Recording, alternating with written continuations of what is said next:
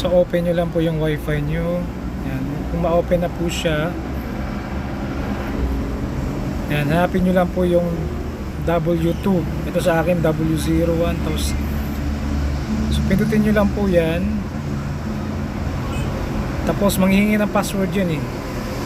So yung password po is 888888. Tapos pag nakakonect na po kayo, yan, lalabas yung exclamation mark na yan. So ibig sabihin walang internet yan, pero connected kayo sa wifi modem. So back nyo lang po kayo. So, punta po kayo sa LED Art. Ito po yung dinownload.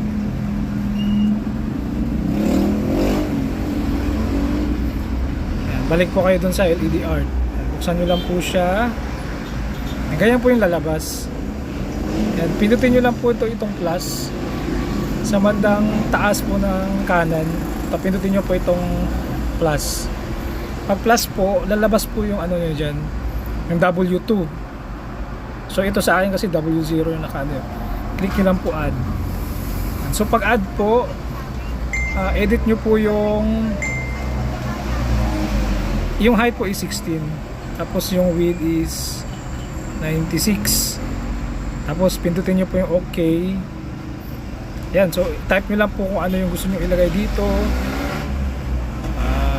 Anything po, anything na pwede. Ayan.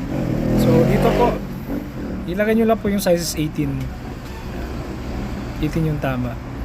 Tapos pwede nyong po yung parang siya, pa-slanting. Ito yung makapal, hindi advisable yung makapal kasi malakas kumain ng kuryente. So ito lang po yung patagilid.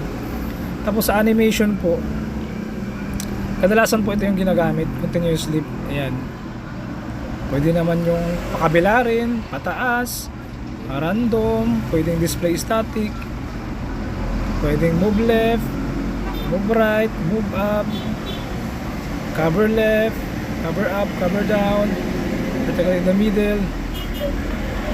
So anything po nandito naman pipili lang po kayo kung ano yung gusto nyo ditong animation. Pero kadalasan po itong move to left yung ginagamit. Yan, so pagkatapos nyo po yan, kung wala na kayong gagawin, pwede nyo rin naman lagyan ng border.